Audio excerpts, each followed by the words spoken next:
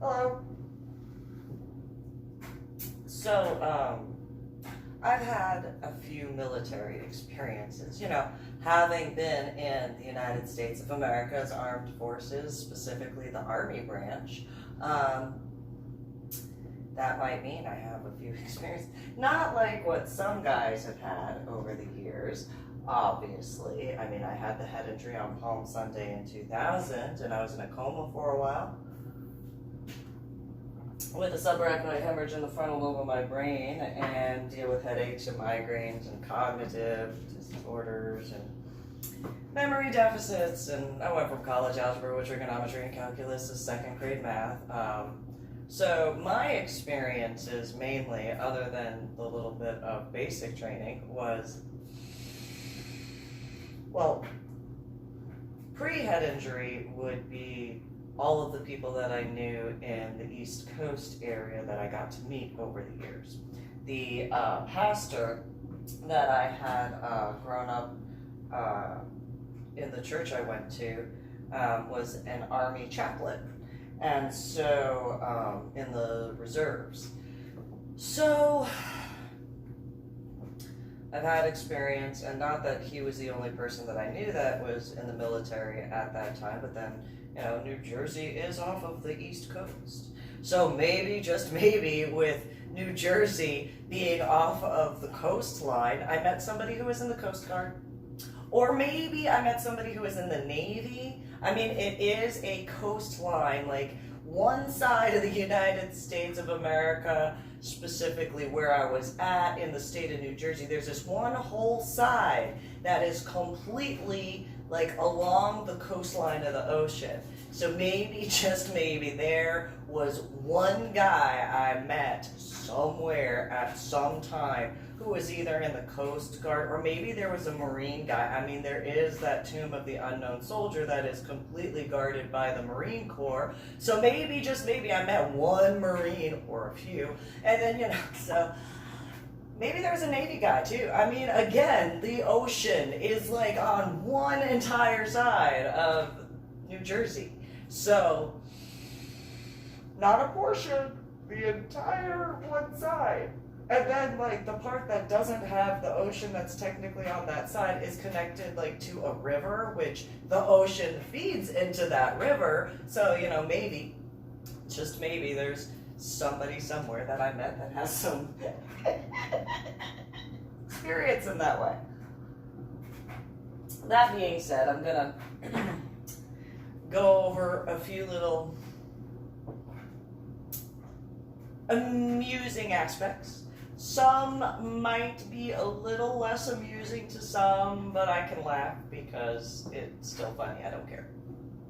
And so, basically, back in Medical Hold Unit at JBSA now, and Warrior Transition Unit now, it was called Medical Hold back then, in 2000. So, I had, as I said, prior meetings of individuals, and I mean, I was being facetious and sarcastic. I actually had known people who were in the Coast Guard. I knew people who were in the Navy. I knew people who were in the Marine Corps.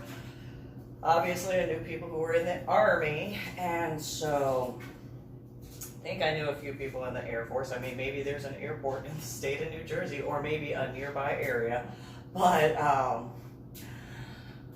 there was the attack in 1993 to the World Trade Center, and that was a part of a large portion as to why I joined the military. I tried to get in 8th grade to 9th grade to MAST, which is a naval academy in New Jersey. So once again, baby, just maybe, I might have met somebody from the Navy. Hey, look, I was a poet, and I didn't even know it. Anyway, so I had that experience pre-head injury. After my head injury, it was fairly limited to like personal experience, like however you want to, not in the same way as like the guys who go overseas or, man like stuff and grr. So in medical hold, I got in a lot of trouble. I didn't graduate basic training, So, to this day, I feel bad for, as I knew him then, Specialist Watson, because the amount of counseling statements that guy had to give me every week because I did something wrong, because I didn't graduate basic training. And so, he went through the different, and it's like, So there was this one situation where I had answered the phone because I was in the orderly room. And so, and I see everyone out of the peripheral vision on this side, and behind me, they're all standing and they're snapped to attention, attention, not parade dress. They're all at attention. And I'm just,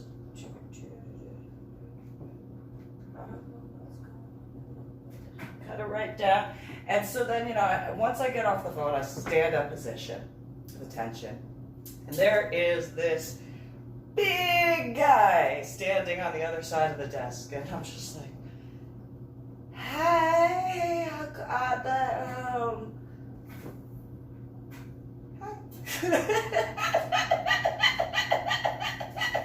And this big, tall, Gerard guy is looking down at me and he goes, and what do you say? Oh. And so I looked at the rank on his collar and again, I didn't finish basic training. So I look at the rank on his collar and I'm like, good morning, Sergeant. And as that big Gerard guy goes, Watson, dashes in front of me and he's like, Command Sergeant Major. Private Hum didn't graduate basic training. She was in a coma. And for those who understand military stuff, they comprehend exactly what I did wrong. Because a Command Sergeant Major is a lot higher ranking than a sergeant. Not denouncing the sergeant rank is just, hey. And so the big Gerard, apparently Command Sergeant Major,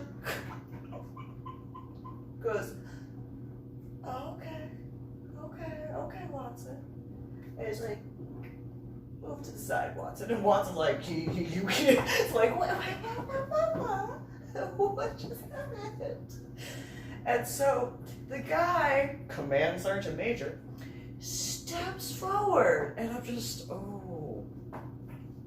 I've been in so much trouble by that point in time. I already had enough counseling statements to fill up 2 pockets.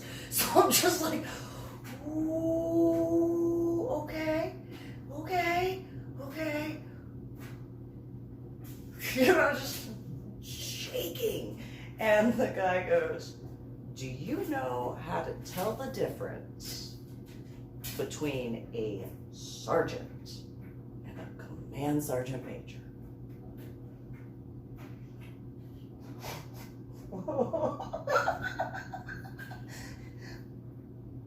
I didn't graduate basic training. I'm at medical hold because I had a head injury on Palm Sunday this year. I had subarachnoid hemorrhage. I have it, or at that time I still had it. The subarachnoid hemorrhage. I'm just no, I have no idea. And as I'm preparing for those who know military stuff, I am expecting and preparing myself to deal with another yelling session, and this time by Command Sergeant Major. And he leans down, he points to his hair and says, see that salt and pepper? Because it was black and gray, and I was like, and white, and I was like, yeah, I see it, because you're pointing to it like right now, and I'm not going anywhere. And he goes, that is how you tell that I'm a command sergeant major. And I was just like, oh, okay. That's cool. Good to know. Well, that backfired. By a lot. So the next day, I'm at BAMC, or now SAMC. And I see the command sergeant major, ironically, along with a few other individuals, all who have similar color hair.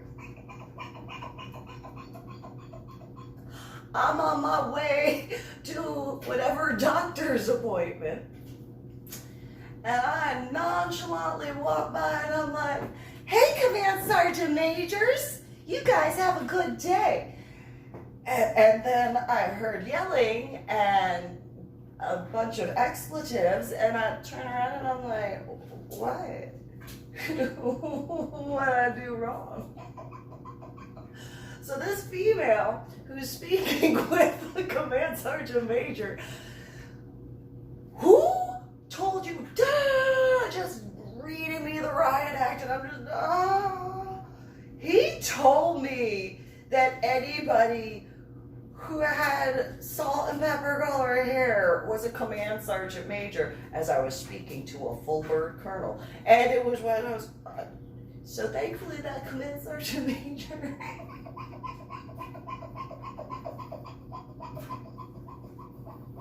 explained that, because I was in a lot of trouble. Those who understand military stuff get that very, and if you don't get military stuff, look up those ranks and you'll understand. So then there was another time. This time, I got in a lot of trouble. I could laugh about it now. So back then, as I said, was in medical hold. I had not graduated basic training. And the company commander at the time had just been promoted to the rank of captain. And Captain Morning said, okay, Private Hom, I have something to tell you. And I'll say, what, Captain Morning? And, oh, so cute. Anyway, so I don't know what. And he said, Private Hom, you are not allowed to speak with anyone in medical hold unit after hours. Okay. Well, since like all the guys in medical hold except for the females in medical hold are not on post, that pretty much I'm gonna speak with them, so that's cool. Oh darn. I'm not gonna have to speak with the females in medical hold like Cybert and Kaliba, because I don't like them anyway. Oh darn. They were queens for a year in South Korea, Seoul, and I was just like, yeah, I don't think so. I'm not gonna be upset by that, like at all. I'm not gonna be upset that Captain Morning, you're telling me, oh no, you cannot speak with the females that you don't want to speak with anyway. Oh, okay. Oh, what a shame. And there's a guy that I grew up with, well, a few guys that I grew up with, but specifically one in the Navy now, that would be like, oh yeah, that was not difficult for her. She didn't like him to begin with, no problem whatsoever. So,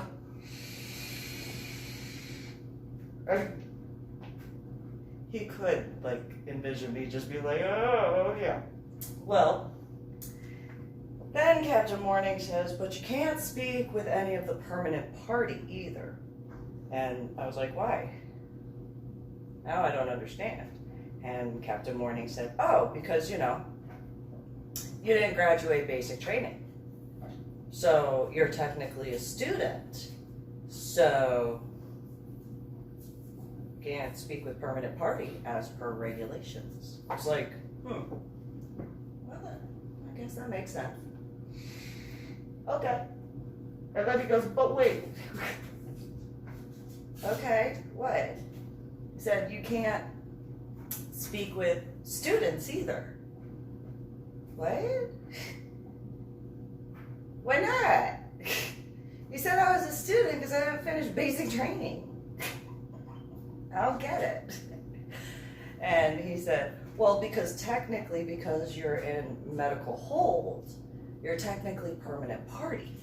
You're in this gray area where, you know, you can't speak to either. And I was like, so I can't, let me do this math, Captain Morning. And he goes, all right, go ahead.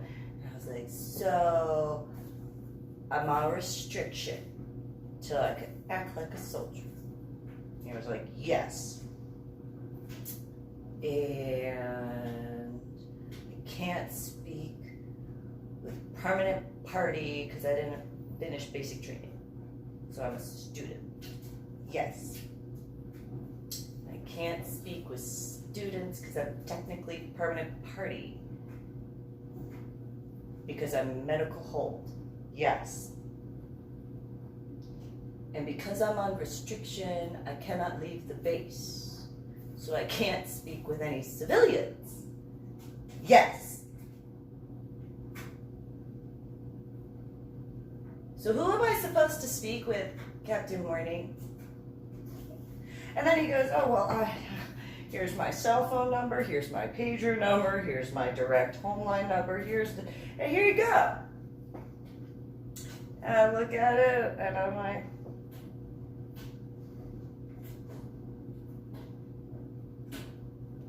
well, he was not that tall. He was a tanker, so, you know, he's like here, but, you know. But, anyway. Captain Morning. I call him Captain Cupcake. Captain Morning. Not your Captain Cupcake, my Captain Cupcake. Anyway. I have a question. What private home? Let me do this math. Okay, what? I cannot speak with permanent party because I'm a student technically because I didn't finish basic training. Yes. I cannot speak with permanent party because I'm technically a student. Yes.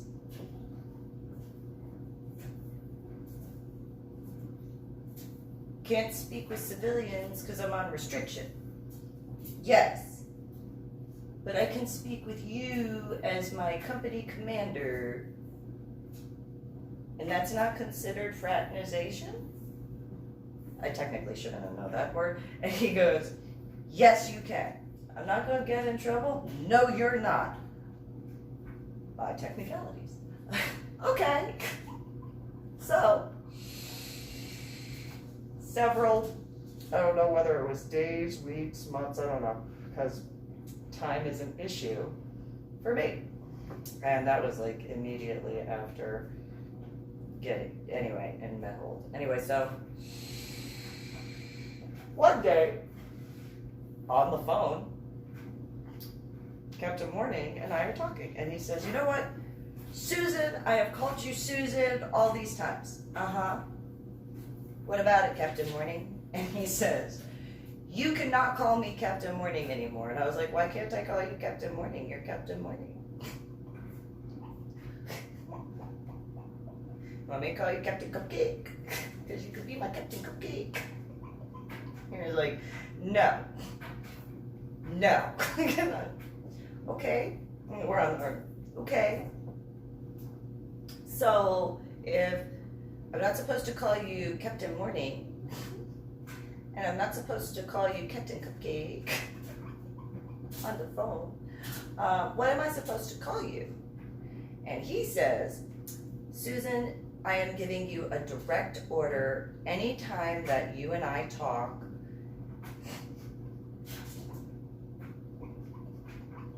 to call me John. John? Who's John? I'm John. Oh, you're John? Yes. Okay, that's your name? I thought it was Captain Morning.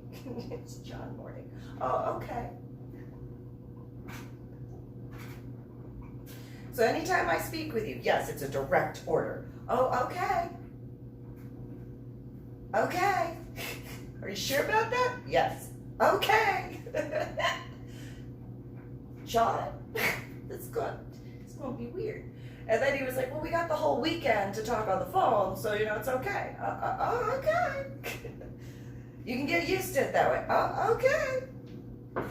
I suppose. You sure about that? Absolutely. Yeah, positive. Yes. Okie dokie.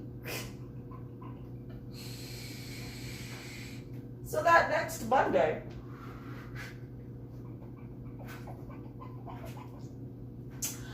I see a full bird colonel, which is the new brigade commander, walking with all of the company commanders from Alpha Bravo, Charlie Delta, Echo, Foxtrot, and Medical Hold Company, but Charlie and Medical Hold were still Captain Morning, but either way.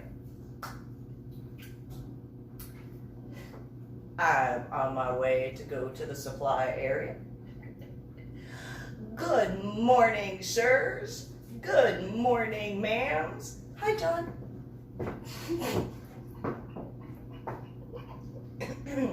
Those who understand military stuff understand what I did wrong. Very much so. And so I hear the full bird colonel go, wah, wah, wah, wah, wah, wah, wah. I mean, actual words, but I'm in trouble again. Like, that's all I do is I was in trouble again.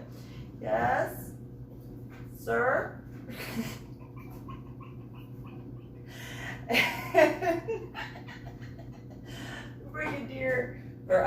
The brigade commander looks at me and he looks at, there is no rank on my collar at all. He goes, who? Private? And my maiden last name is Hom. Oh, home, horn. How do you say that name? Hom. It's home without the E.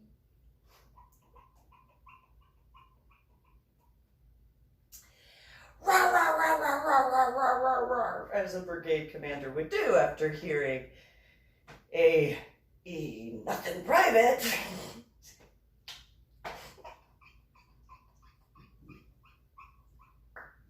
Yeah? What's going on? And he goes, who did you call?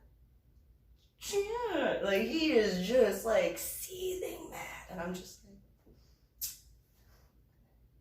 John. Like, duh.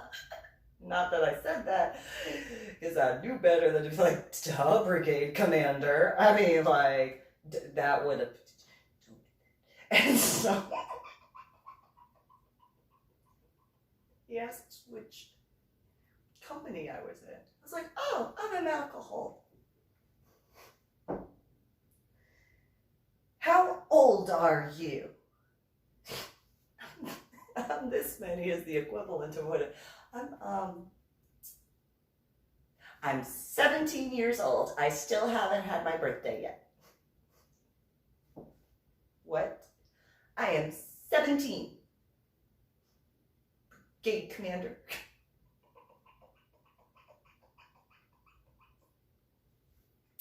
How are you 17 years old? Headaches. But okay, I gotta be.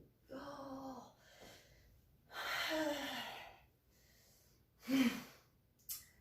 I got emancipated so that way I could go to the military. I fought really hard to be able to go into the army, and then I wound up with a head injury on Palm Sunday this year.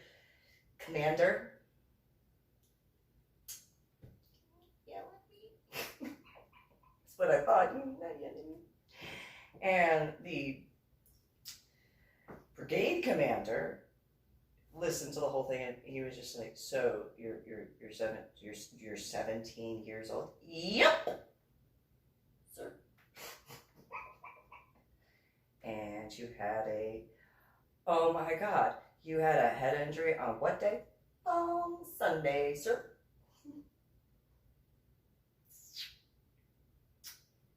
"Where?" "Basic training." "Where?" "Fort Sill, Oklahoma."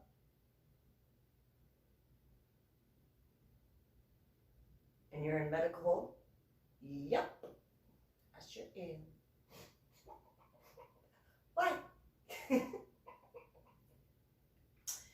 What are the after effects of your head injury?" "Well, I was in a coma for a while, and I had a subarachnoid hemorrhage in the frontal lobe of my brain, and I deal with headaches and migraines. And I have memory deficits and cognitive disorders, and I went from college algebra with trigonometry and calculus to second grade math. Brigade commander, sir. And he looks at me and he goes, And then he looks to the back, because obviously he knew who was in charge of what company.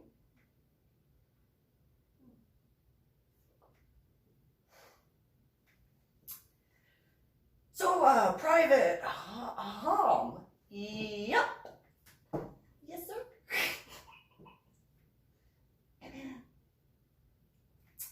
"So, how did you get to calling John John? His name's Captain Morning to you." "Oh, I could tell you that." And at that point, Captain Cupcake is in the very back of the entire group. Those who have military understanding understand why he was in the very back. What's going on? Tell me how that happened. "Oh, okay. Well, I got an Article 15 because I got a bunch of counseling statements." And he was like, "Oh, not surprised there." "I try really hard."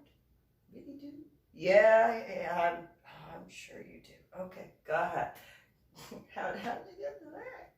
"So, Captain Morning told me one day, because I was on restriction, I go over the whole thing.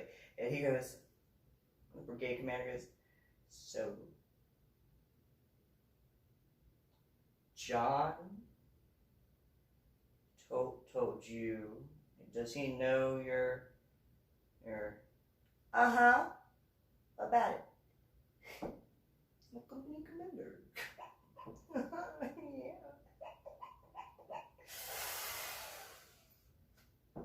"So,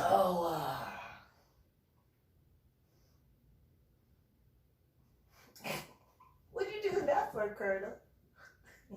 "That's silly." He just, oh my God. All right. So,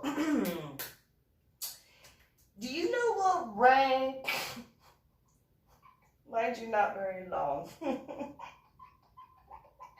After the hair thing.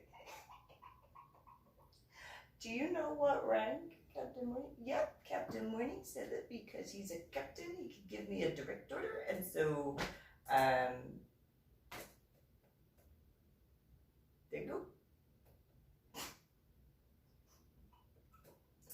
"What's the big deal?" Not that I said that, but you know. And so, Colonel goes, "Do you see what's on my collar?" I say, "Yes, I do. Those are two birds. Two birds. You got two birds on your collar. It means you a colonel. I know that. I know that rank. I know that for certain. I know that. I'm not that dumb. You a colonel." I just one rank before a star. I know that.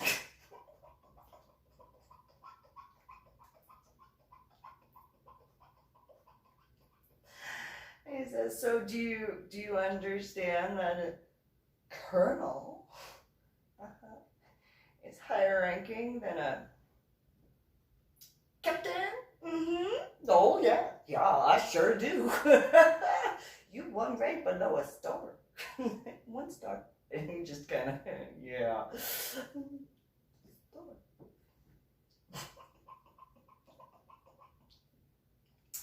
And he says, so you do understand. I comprehend that you are definitely higher ranking than Captain Morningstar. Fully understand that. Got that memo. And he was just, yeah. So I'm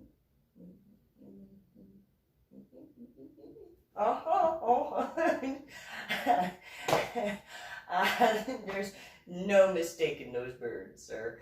Not at all. Why, they're real shiny. They're right there. Yep, I see them. Mm-hmm. What about them? So higher ranking, yes. Mm-hmm. Okay, so I am giving you a direct order.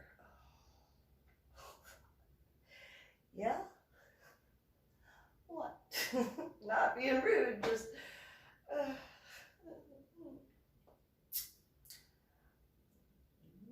yes, have not. Those who have military backgrounds understand.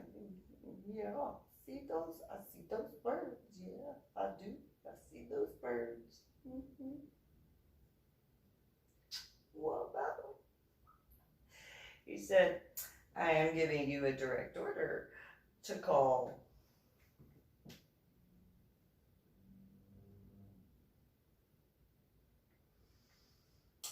John. Captain Morning. Oh. That it? I mean, I did tell him that I felt weird about it. I go through the whole thing, not realizing driving the bus really, really fast, and then like at all did not catch that memo whatsoever. And so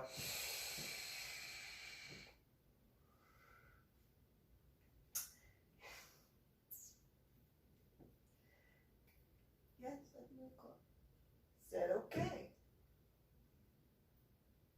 John and I are gonna have a conversation later. But you go wherever you were gonna go. I forgot. And then I remembered, and then I ran. I ran so could not get to logistics fast enough. It was just,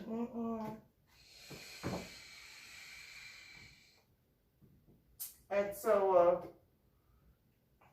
a couple weeks later, Captain Cupcake, or Captain Morning, was no longer stationed at Fort Sam Houston. But, in reference to, my mail project, and a bunch of the stuff that I wrote, he would be like, as far as military, along with Watson, to be like, yeah, private home, most well-intentioned,